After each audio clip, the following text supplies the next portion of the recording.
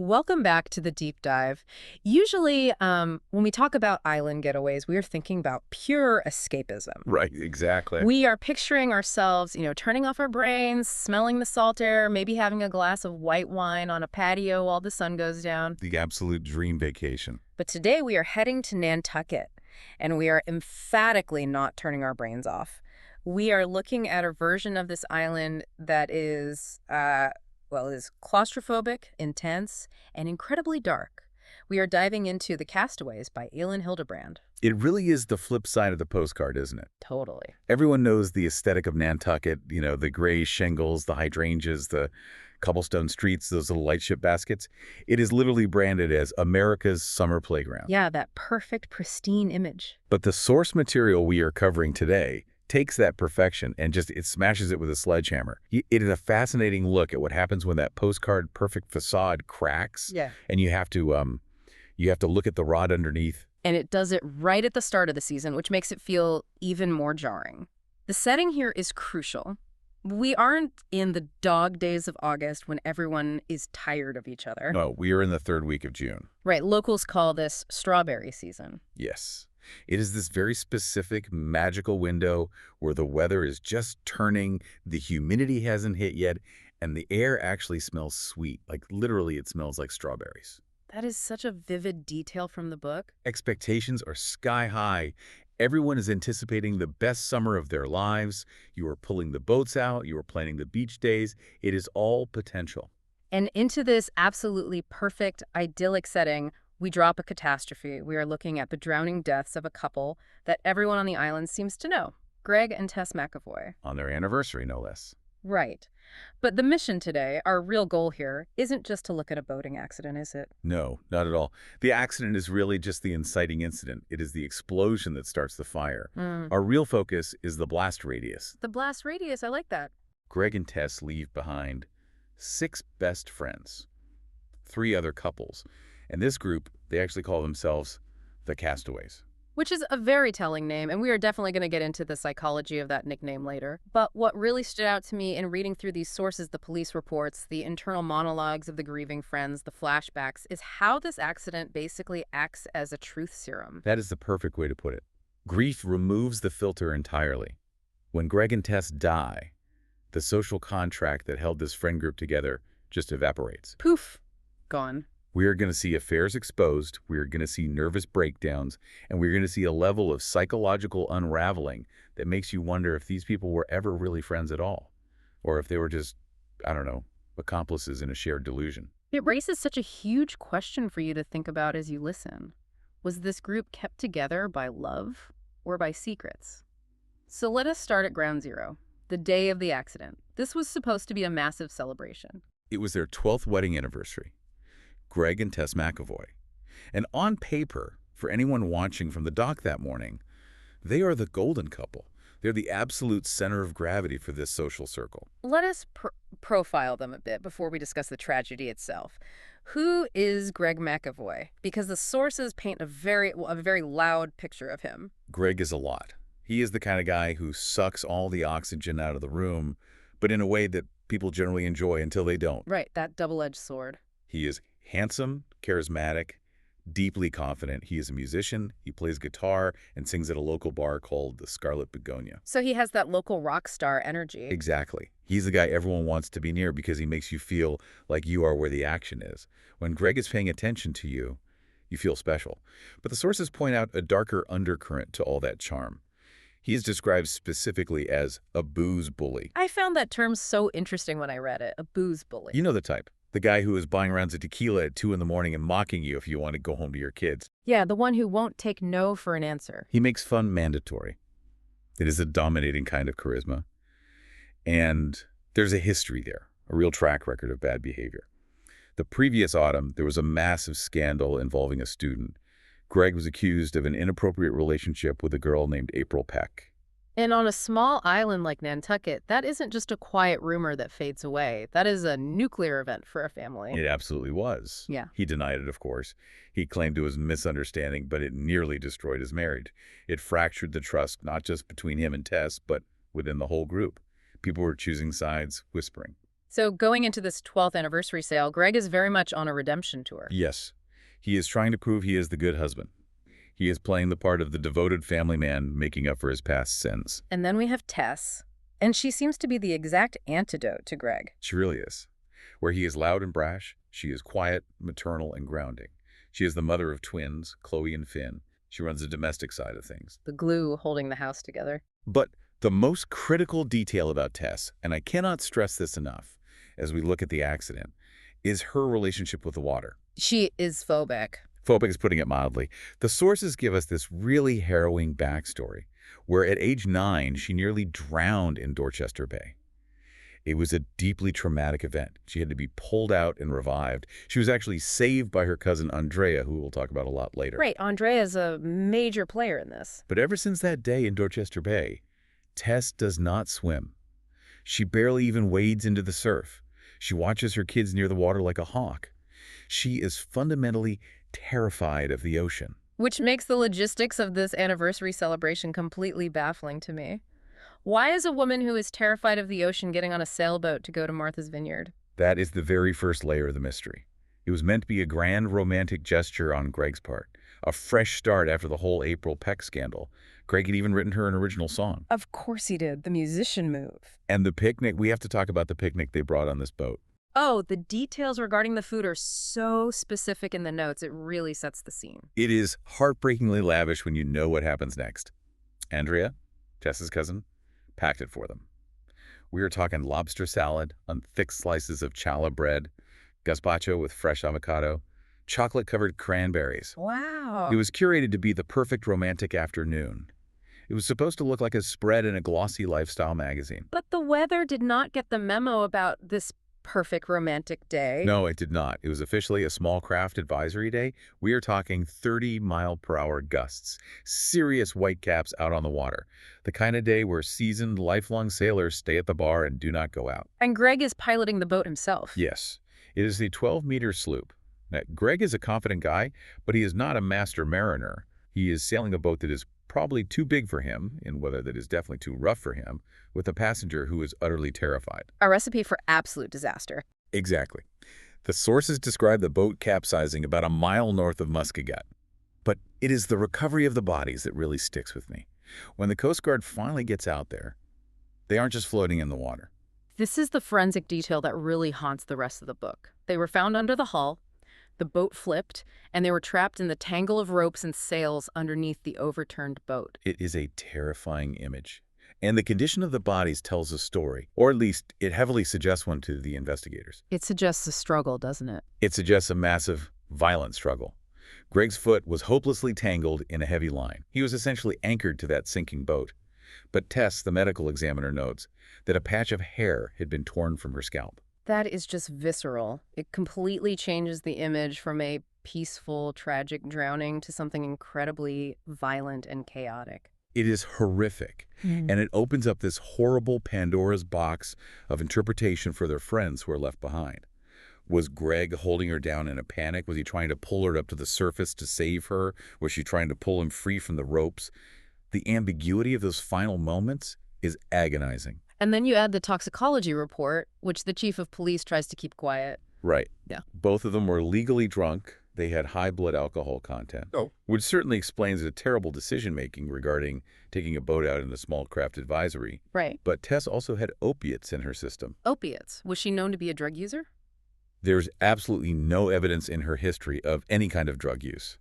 The implication, based on her phobia, is that she took something, maybe leftover prescription painkillers, maybe something she quietly got from a friend, just to be able to physically get on that boat. To self-medicate her terror. She had to chemically numb her fear just to participate in her own anniversary celebration. That image is so intensely tragic. A woman drugged and drunk, absolutely terrified, being sailed into a literal storm by a husband she might not even trust anymore because of his affairs. It sets the stage for everything that follows. Because when the friends eventually find out these specific details, the torn hair, the opiates, the high blood alcohol, they cannot just grieve cleanly. They become obsessed with the details. They have to solve the puzzle of those final minutes under the water. They have to understand if this was murder, suicide, or just fatal stupidity. And the person who has to solve it, both legally and emotionally, is put in an impossible position. Let us move to the next section of the deep dive and talk about the chief. Ed Kapenash. If you follow Nantucket lore or any of Elin Hilderbrand's other books set on the island, you know the chief. He is a recurring, iconic figure. The classic small-town authority figure. He is the definition of the stoic island cop. He is a big guy, physically imposing, deeply respected, and he has seen basically everything the island has to throw at him. But he hasn't seen anything quite like this. No. He is sitting in his office, likely dealing with mundane summer tourist issues, parking tickets, noise complaints. And his sergeant walks in looking completely green. And he gets the news that the bodies pulled out of the water near Muskeget are Greg and Tess. And Tess is his wife's cousin. Right. They're literally family. Mm. And Greg is his best friend. They spend every major holiday together. The conflict of interest here is staggering. In a major city like New York or Boston, he would be forced to recuse himself immediately. Oh, without question. Yeah. But on Nantucket, he is the guy. He's the ultimate conduit for all official information. There is nowhere else to pass the buck. There is a scene described in the source material where he has to go identify the bodies. It is incredibly heavy. It is in the basement of the Coast Guard station. The bodies are lying under these bright orange tarps. The description of Ed, this massive, tough, stoic man, having to walk in there and lift those tarps, it breaks him. You can just imagine the silence in that room. But he can't show that it breaks him. He has to instantly go into chief mode. He has to completely compartmentalize the personal horror so he can execute his professional duty. Because part of that duty is notifying the next of kin, which, in this bizarre, tragic circle, is his own wife, Andrea. And the way he has to do it is devastating. Andrea is down at the beach.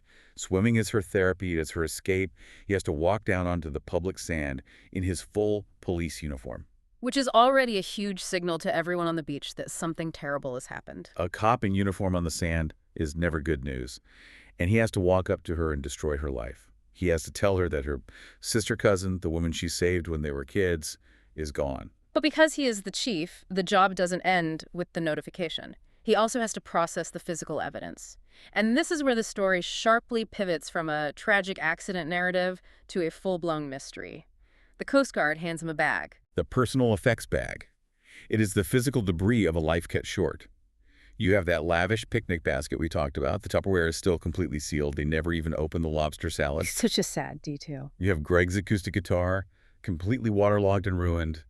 Tess's flip-flops. And Tess's iPhone. Yes. It is clearly listed on the official Coast Guard inventory sheet. One iPhone, pink case. It was sealed inside a yellow waterproof bag, so it actually survived the dunking. It survived the ocean intact. But when the chief goes to log the evidence later in the secure evidence room back at the station, The phone is gone. it is just gone, missing. Vanished entirely from the evidence bag.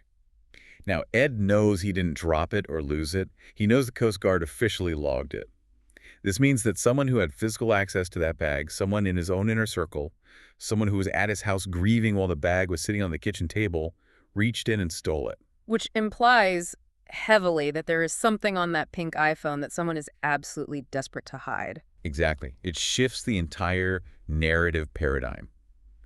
Now, we know, as the reader, this isn't just about a storm and a bad decision. It is about a secret. And someone in that room, someone who was actively crying over Tess's death, cared more about keeping that secret than they cared about the law. So to figure out who took the phone and why they were desperate enough to steal from the chief of police, we really need to understand this specific group of people. Who are they? Why do they call themselves the Castaways? It is a nickname coined by Delilah, one of the wives in the group. It is their shared origin story. You see, on Nantucket, there is a very strict social divide. Yeah. You have the born and bred locals whose families go back generations, and you have the wash-ashores. The people who moved there later in life. Right. And none of these four couples are originally from the island. Where are they from? They come from all over the place. Michigan, Pennsylvania, Boston. They all sort of drifted to Nantucket for different reasons, looking for a different pace, a different life. They metaphorically washed up there. And because they didn't have their own biological families nearby on the island, they became each other's family. That chosen family dynamic is so powerful, especially in an isolated geography like an island. It is incredibly tight, Yeah. suffocatingly tight almost. They celebrate every single Thanksgiving together. They vacation together. They go to Vegas, South Beach, Mexico. They are in each other's pockets constantly. They basically help raise each other's kids. Let us break down the survivors, the three couples that are left behind to pick up the pieces. We already met the chief and Andrea. Right. They are the structural pillars of the group. Andrea is Tess's cousin, so she provides the actual blood link to the deceased. She's intense, a former competitive swimmer. She's very rigid, very structured in her daily life. She likes things to be just so. She is the organizer, the one who makes sure the trains run on time for all their group events. Then we have Jeffrey and Delilah. Total, absolute opposites. Jeffrey is a farmer. He runs a local farm, grows tomatoes, works with his hands in the earth. He is quiet, steady, deeply methodical, a man of very few words. And his wife, Delilah. Delilah is pure chaos energy. She runs the Scarlet Begonia, the exact bar where Greg played his gigs. She is the hostess with the mostest. She is loud. She admittedly drinks a bit too much. She is wildly, unapologetically social.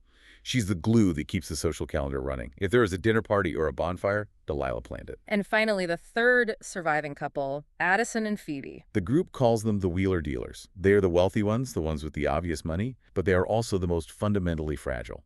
Addison is in high-end real estate, but he is obsessed with appearances. He cares about the label on the shirt. Deeply. He wears the right clothes, drinks the right expensive scotch, makes sure he knows the right people. He is deeply, quietly insecure about his status on the island. And Phoebe, his wife. Phoebe is, well, before the accident, she is basically a non-entity in the group dynamic.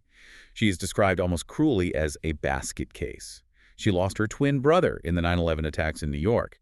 And ever since that trauma, she has been medicated to the gills. Just floating through life. She is physically present at the dinners, but she is not really there. Addison basically takes care of her like she is a fragile porcelain doll that might break if you speak too loudly. So you have these very distinct, almost theatrical archetypes.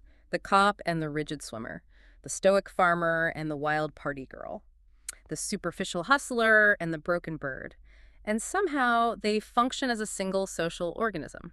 They do, and the source material makes a really interesting, profound point about this kind of intense group dynamic. It suggests that the group identity actually suppresses individual unhappiness. If you are having a bad day, or even a bad year in your own marriage, the sheer momentum of the group carries you through. You do not have to confront your own miserable silence. You just show up to the dinner party, drink the good wine, laugh at Greg's loud jokes, and pretend everything is fine. The group functions as a drug that numbs the reality of their failing individual marriages. Until Greg and Tess die, and the momentum violently stops. And when the momentum stops, the silence rushes in. And in that awful silence, the secrets they have all been keeping start to get very, very loud. Let us get into those secrets, because as the book unfolds, there are two major bombshells that completely recontextualize the accident and everything we thought we knew about these people. And the first one involves Addison, the superficial real estate guy, and Tess, the quiet, fearful mother. This is the twist that absolutely no one in the friend group saw coming. Addison wasn't just grieving a close friend. He was deeply in love with Tess. I have to stop you there for a second, because reading this, it seems so mismatched. Addison is all about flash, trends, looking rich. Tess is about peanut butter sandwiches, comfortable shoes, raising kids. What is the actual connection there? It seems like a classic case of seeing the exact thing you lack. Addison is surrounded by superficiality, mostly of his own making. Tess represented something real, something grounded and authentic. And for Tess, well, Addison actually listened to her. Which Greg didn't do. Exactly. Greg was always performing, always needing to be the center of attention in the room. Addison made Tess the center of his attention.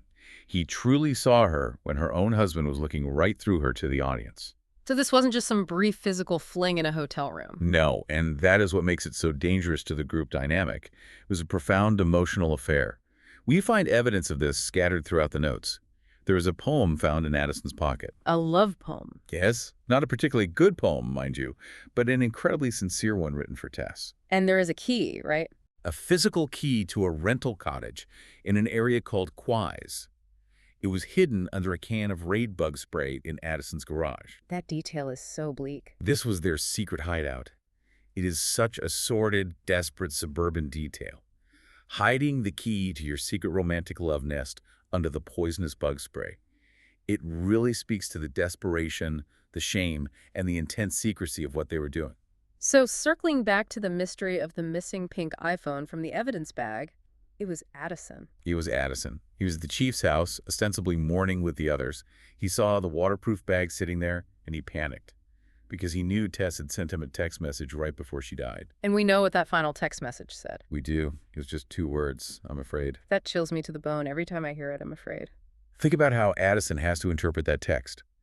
He is standing in the kitchen, knowing his secret lover is dead at the bottom of the ocean. Yeah. He sees that text in his mind. He doesn't think she meant, "I'm afraid of the large waves." He thinks she meant, "I'm afraid of Greg." He thinks Greg might have found out about the affair. Or that Greg was acting violently, erratically on the boat. Addison instantly convinces himself that Greg killed her, or at the very least that Greg's reckless anger caused her death. He steals the phone partly to protect her reputation. He does not want the affair to become public record and tarnish her memory as a good mother. But mostly Because that text is burning a hole in his own conscience. He needs to erase the digital evidence of her fear because he feels like he entirely failed to save her when she reached out. there is a flashback mentioned in the sources where Addison actually tries to stop her from going on the anniversary sale. Yes. The morning of the sale, Addison begged her not to go. He wanted her to leave Greg right then, to just walk away and be with him. But Tess was incredibly dutiful. She wanted to do the right thing for her family. She wanted to at least try to survive the anniversary trip. She thought if she could just get through that one day, maybe things would stabilize for the kids' sake. It is the absolute tragedy of good intentions. She got on that doomed boat trying to save her marriage, and it killed her. And Addison has to live with the agonizing knowledge that she didn't even want to go. He has to stand at the funeral wearing a dark suit next to the husband he believed she was terrified of. So that is secret number 1, a massive foundational crack in the group. But there's another dynamic that is just as messy, just as toxic, involving Delilah and Greg. This one is a completely different flavor of betrayal. Delilah and Greg were what you would call work spouses. They spent all their waking time together at the Scarlet Begonia. Late nights, closing up the empty bar, drinking heavily, smoking, singing songs until dawn. Delilah was in love with him, the farmer's wife. Madly, obsessively in love with Greg. But here is the crucial difference from Addison and Tess. It was unrequited. Greg didn't feel the same way. Not at all. Greg loved her constant attention. He fed off her chaotic energy. But he didn't actually want her romantically. He essentially used her as an emotional dumping ground. He took all of her adoration and gave absolutely nothing of substance back. And because of that intense late-night closeness, she knew all his dirty secrets. She knew everything. Remember the H.O.Peck affair? The college student scandal from the fall? Greg told Delilah the whole truth. He completely confessed to her that he did it. So Delilah knew for a fact that he was guilty, while he was publicly lying to Tess and to the rest of the friend group. Exactly. And Delilah kept that secret.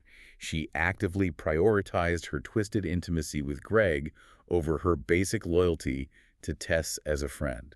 She acted as the loyal gatekeeper for his bad behavior. She liked knowing things that his own wife didn't know.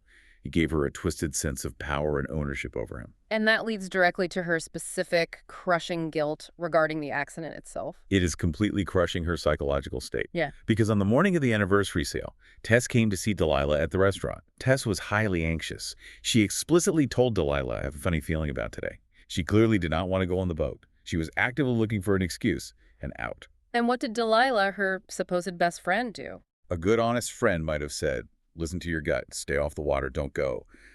But Delilah was relentlessly protecting Greg's redemption tour. She wanted Greg's plan to work. So she told Tess to go. She told her not to rock the boat, no pun intended. She essentially pushed Tess onto that sailboat because she desperately wanted Greg to be happy with his grand gesture. Wow. So you have Addison, who tried to stop her but failed, and Delilah, who pushed her to go and succeeded. They are both absolutely drowning in guilt, but for opposite reasons. But that suffocating guilt is what rapidly tears the survivors apart. We enter the phase of this story that is best described as the unraveling, and nobody unravels quite as spectacularly and destructively as Andrea. Let's really talk about Andrea, Yeah. because on paper, she is the closest relative, she is the blood cousin, she is the one who logically should be stepping up to lead the healing. She has the newly orphaned twins, Chloe and Finn, staying with her in her home, but instead of being the rock, she completely collapses. To understand the depth of Andrea's collapse, you have to go all the way back to that childhood trauma we mentioned earlier. Remember, she was the 9-year-old girl who dragged Tess from the water in Dorchester Bay. And she made a very specific bargain in that moment, right? A desperate bargain with God. In that moment of sheer panic, doing chest compressions on her cousin's lifeless body, she promised God that if Tess lived, She would dedicate her life to him. She would become a nun. Which she obviously didn't do. She married the chief of police. She built a secular life on Nantucket. Right. But in the highly superstitious, grief-stricken corners of her mind, she truly believes this accident is a delayed collection by the universe. She broke her solemn promise to God, so God finally came back and took Tess away. She feels metaphysically directly responsible for the drowning. She thinks she cheated fate for 30 years, and now the cosmic bill has come due with interest. And this incredible internal pressure manifests in some bizarre, highly aggressive behaviors. The guitar scene in the kitchen.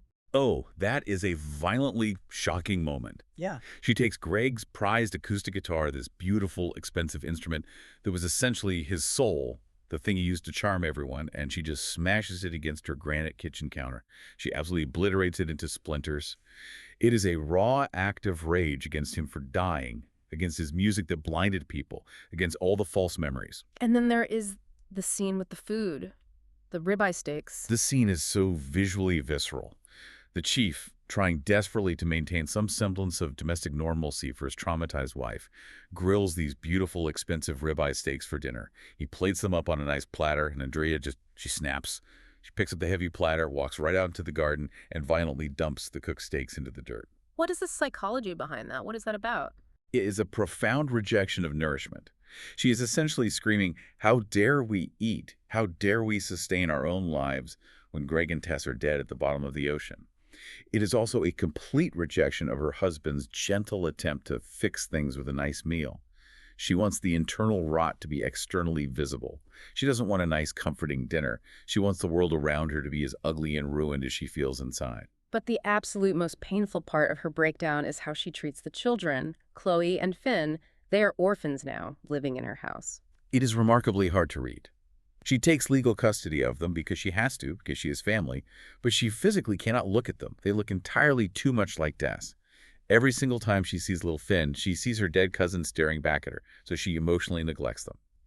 There is a deeply upsetting detail in the text about Finn eating dry Cheerios straight out of a cardboard box because he is simply too afraid of his Aunt Andrea to ask her to pour him a glass of milk. That is heartbreaking. The organized, good mother figure of the group has morphed into a monster purely because of her unmanaged grief. Meanwhile, as Andrea falls completely apart, we have the exact opposite reaction happening with Phoebe. Remember Phoebe, the wheeler dealer? The basket case. The one who is heavily medicated and too fragile to handle daily life. She suddenly wakes up. It is as if the catastrophic shock of the accident snapped her right out of an 8-year chemical fog. Why her? Why is she the only one who actually gets it together when everything hits the fan? Because she is the only one in the group who already knows the terrain of sudden tragedy. She lost her twin brother on 9/11. She knows exactly what catastrophic, senseless, sudden loss feels like in your bones. She looks at Chloe and Finn, who are themselves twins, and she understands their specific severed bond in a way the others simply cannot fathom. She actually stops taking her pills. Completely cold turkey. She flushes them. She starts reading serious, heavy literature instead of fashion magazines. She starts actively engaging in conversations. She becomes, almost overnight, the most grounded, rational person in the room. It is a complete structural reversal of the group roles. The supposedly strong ones, Andrea and Delilah, break into a million pieces, and the historically weak one, Phoebe, becomes the steel spine of the group. She steps in to actually parent the twins when Andrea refuses to look at them. Speaking of breaking into a million pieces, we have to talk about Delilah's breakdown. Because her breakdown isn't just smashing a guitar or throwing stakes in the dirt. Her breakdown escalates into practically a federal felony. We loosely call it the kidnapping, though at the time, in her fully manic state, she probably just thought of it as a fun field trip to cheer the kids up. Set the scene for us. Delilah is unraveling at her house. She is in a terribly bad way. She has completely stopped showering. The sources specifically mention thick dreadlocks starting to form in her unbrushed hair. She is chain-eating terrible junk food constantly. She feels physically dirty and morally bankrupt.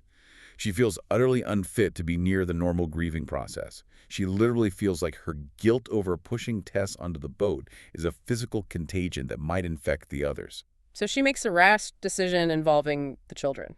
She decides she desperately needs to get the kids away from the suffocating sadness of the island. Her own 2 boys, Drew and Barney, and the orphan twins, Chloe and Finn. She loads them up and tells everyone she is just taking them to a matinee movie on the mainland, a children's film called Wonder Kids. But the movie ends, they get back in the car, and she doesn't turn the minivan around toward the ferry. No. She just puts her foot on the gas and keeps driving west. Hmm. This is the road trip from hell. She is actively hallucinating at the wheel. She has grand, manic fantasies about driving all the way to Michigan to start a new life, or maybe crossing the border into Mexico. She thinks she can literally just outrun the tragedy if she drives fast enough. She thinks if she keeps the tires moving on the highway, the sadness can't catch up to the minivan. And the physical conditions inside that car as they drive? It descends into a sensory nightmare very quickly. The kids have gorged themselves on giant movie theater sodas, popcorn, and candy. They are stressed, they are confused about why they aren't going home, they are exhausted, and then the vomiting starts. Oh God, the vomit cascade. It is a chain reaction of bodily fluids. Barney gets carsick and vomits all over the upholstery of the minivan. They finally pull over at a cheap, depressing motel, a Holiday Inn in Cobleskill, New York.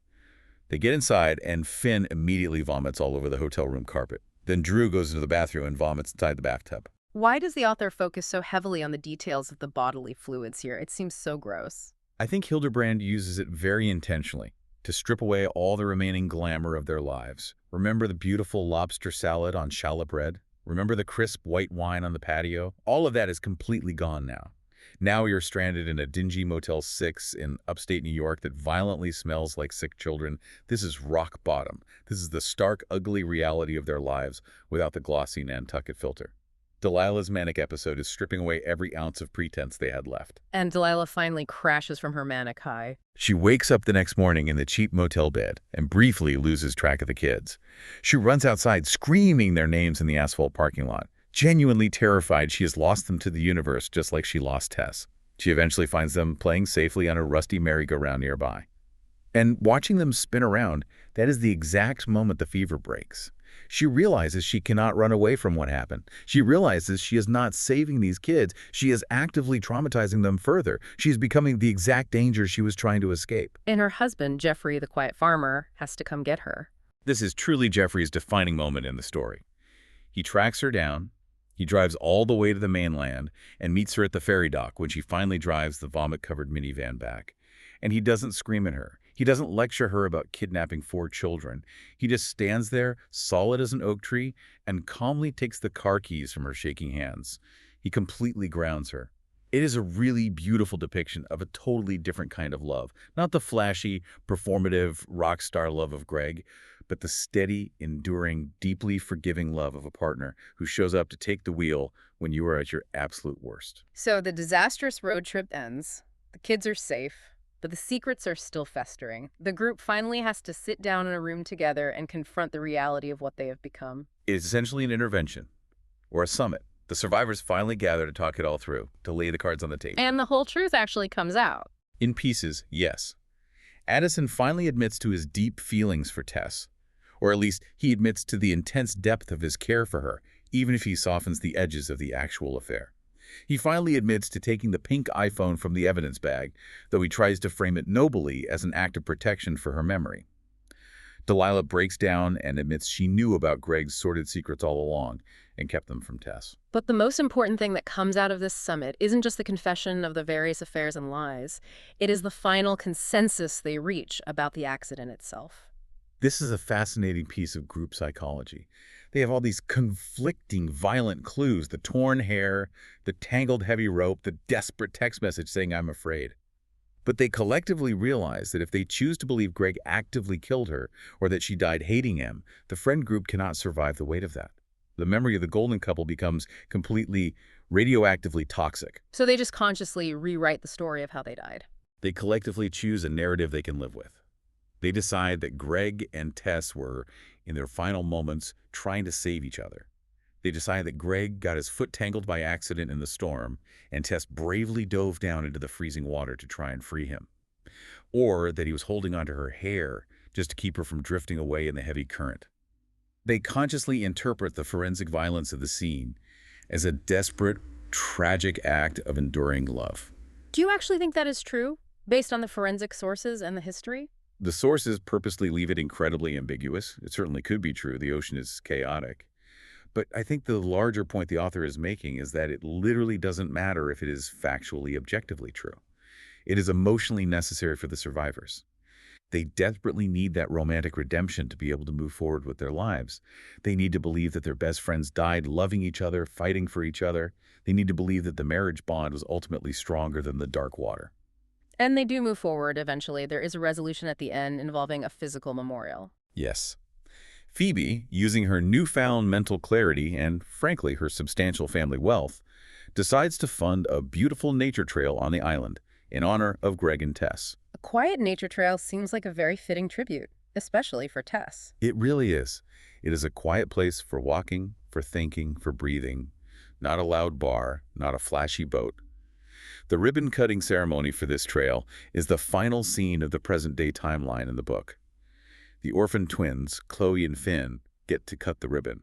The remaining friends walk the trail together as a group. But they clearly aren't the same group they were on the morning of the anniversary. No, absolutely not. They are smaller, they are significantly sadder, they carry deep scars, but they are finally honest with each other. The glossy Nantucket postcard facade is gone forever. They know exactly who they are now, flaws and all. They aren't hiding their miserable marriages behind the perfect, curated picnic basket anymore. There is a flashback placed at the very end of the source material that really lingers with me. It takes us all the way back to happier times, to Sayulita, Mexico. It was their best group trip, the absolute golden age of the Castaways, before all the betrayals. They were all deeply tan, drinking cold margaritas, laughing loudly at a long table. It looks picture perfect, the ultimate squad goals. But the scene ends with them leaving the restaurant and going back to their shared rental bungalow. The couple's all separate for the night. Right. They walk down the hallway, they go into their separate bedrooms, they close the heavy wooden doors behind them, and they turn off the lights. And the narrator notes a very specific phrase, that every marriage is a private island. That phrase is essentially the entire thesis of the book. You can be absolute best friends with someone, you can vacation with them every year, help raise their kids, share every single holiday meal. But once that bedroom door clicks shut, nobody outside really knows what happens between a husband and a wife. Not really. Addison didn't truly know about the depth of Tess's paralyzing fear. Delilah didn't truly know about Greg's hollow emptiness.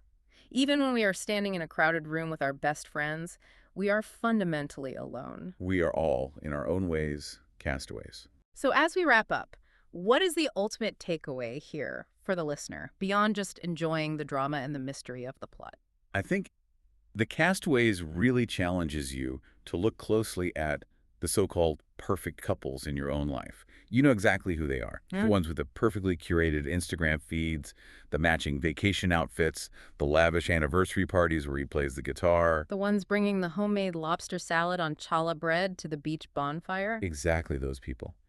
And it asks you to consider, what is the actual cost of maintaining that flawless perfection? What dark, heavy secrets are being swallowed down every single day just to keep that bright smile in place for the group photo? And if their boat capsized tomorrow, metaphorically speaking, what would actually float to the surface for everyone to see? Would it just be a harmless picnic basket? Or would it be a deleted text message that simply says, "I'm afraid"? It is a deeply haunting question to leave with. It honestly makes you want to go out and hug your closest friends, but maybe also check their phone history. Maybe just stick to hugging them for now. And definitely, under all circumstances, skip the sailing trip if there is a small craft advisory on the radio. That is extremely solid, practical advice. Well, that is all the time we have for this deep dive into the Castaways. Thank you for exploring the dark, turbulent side of the island with us today. Take care, everyone.